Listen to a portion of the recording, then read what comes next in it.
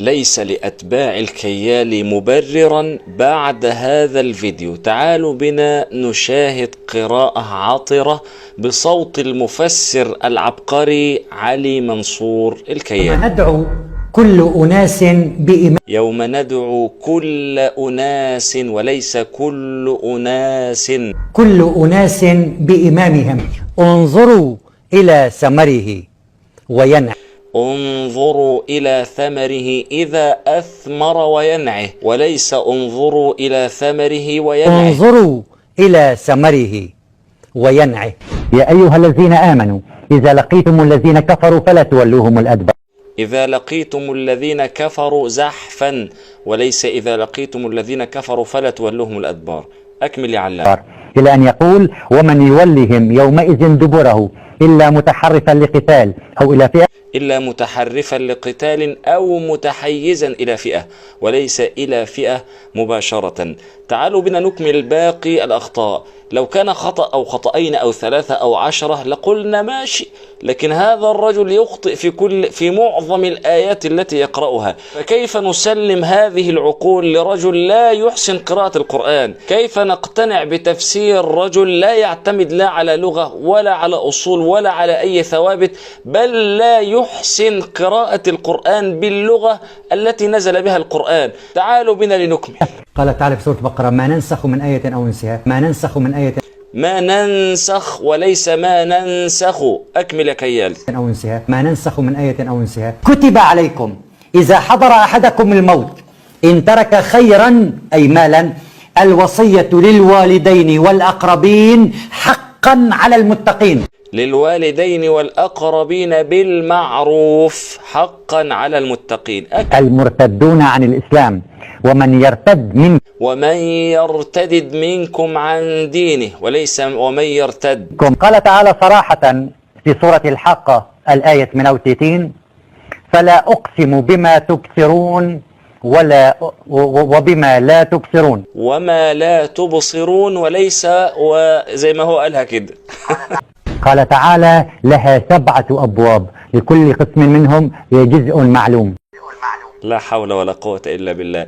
لها 7 أبواب لكل باب منهم جزء مقسوم، وليس كما قال الكيال. والصبح إذا أسفر جاء بضياء شديد كما نرى أن الشمس اقترب جدا. إنها لإحدى الكبر. إنها لإحدى الكبر وليس الكبر، ففرق بين الكبر والكبر. تشكيلة واحدة فقط تغير المعنى تماما.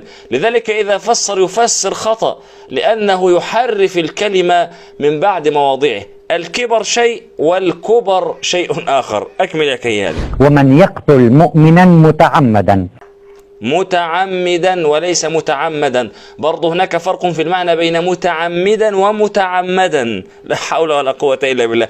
كيف يفسر هذا القرآن؟ فجزاؤه جهنم خالدا فيها. فجزاؤه جهنم خالدا فيها. فرق بين النصب والرفع، هذا يغير المعنى تماما. فجزاؤه جهنم وليس جهنم. قال تعالى الخبيثات للخبيثين والخبيثون للخبيثات والطيبات للطيبين والطيبين للطيبات. والطيبون، طبعا الكيال عنده مشكلة في موضوع اللام الشمسية والقمرية. هو بيقول ايه والطيبات؟ لا، هي والطيبون للطيبات. أكمل يا كيال. قال من زيتونة شرقية ولا غربية. أولا زيتونة لا شرقية ولا غربية، ثم بعد ذلك إلى أن قال يكاد زيتها يضيء ولو لم تمسسه نور. ولو لم تمسسه نار، وليس ولو لم تمسسه نور. ففرق بين مسيس النار ومسيس النور. لا حول ولا قوة إلا بالله. أكمل. هذا هو العلامة المفسر العظيم. أكمل. قال تعالى لهم جزاء الضعف بما عملوا. لهم جزاء الضعف. فرق بين الضعف والضعف. انتم متخيلين ان ده عنده ملايين المتابعين؟ انتم متخيلين ان الناس بيهاجمونا وبيشتمونا وبيتطاولوا علينا في التعليقات بسبب هذا الرجل يقول لهم جزاء الضعف؟ فرق بين الضعف والضعف. ضعف يعني مضاعف، لكن الضعف من الضعف ويعني قلة الصحة. ربنا يديك الصحة يا كيالي والتوب. لهم جزاء الضعف وليس الضعف. قال طبعا إبليس إلى الله قال فانظرني إلى يوم يبعثون. قال رب فأنظرني إلى يوم يبعثون. أكمل. وزادكم في الجسم بسطة. وزادكم في الخلق بسطة وليس في الجسم بسطة. أكمل. من يبتغي غير الإسلام دينا فلن يقبل منه. يا أخي اقرأ الآية بوضوح وبشكل كامل. تمام. ومن يبتغي غير الإسلام وليس الإسلام، ومن يبتغي غير الإسلام دينا فلن يقبل منه. أكمل. من يبتغي غير الإسلام دينا فلن يقبل منه. يا أخي اقرأ الآية بوضوح وبشكل كامل. تمام. اقرأها أنت بوضوح وبشكل كامل يا كيالي، أنت مش عارف تقرأ الآية أصلا. أكمل. عيسى عليه السلام يقول أخلق لكم من الطين كهيئة الطير فأنفخ فيها فتكون طيرا بإذن الله. فأنفخ فيه فيكون طيرا بإذن الله وليس كما قال الكيال. بل نقذف بالحق على الباطل فيدمغه فإذا هو زاهق. والويل لكم مما تصفون. ولكم الويل مما تصفون وليس الويل لكم، ولكم الويل مما تصفون. لا حول ولا قوة إلا بالله. إذ عرض عليه بالعشي الصافنات الجياد. الصافنات وليس الصافنات. اللام هنا شمسية وليست قمرية. أنا عارف أن عندك مشكلة في الجزئية ديت. الصافنات وليس الصافنات. كيف يفسر هذا القرآن؟ كم؟ إذ عرض عليه بالعشي الصافنات الجياد. المنطبقة على الأغاني أكثر من الآية التي ذكرتها هي الآية التالية. لهو الحديث. ومن الناس من يشتري لهو الحديث. نعم. ليضل به عن سبيل الله ويبغونها عوجا. ومن الناس من يشتري لهو الحديث ليضل عن سبيل الله بغير علم وليس كما قال الكيالي. والله ما عارف أقولها زيه، مش عارف اخترع الآية دي منين. أكمل. فقال تعالى البحر يمده من ورائه 7 أبحر. والبحر يمده من بعده 7 أبحر وليس من ورائه 7 أبحر، ففرق بين ورائه وبعده، يعني التغيير للمعنى تماما. أكمل يا علام. ما نفدت كلمات الرحمن. ما نفدت كلمات الله وليس كلمات الرحمن. ثم لننزعن من كل شيعة. ثم لننزعن وليس لننزعن. ثم لننزعن. أكمل. كبارا واستكبروا كبارا.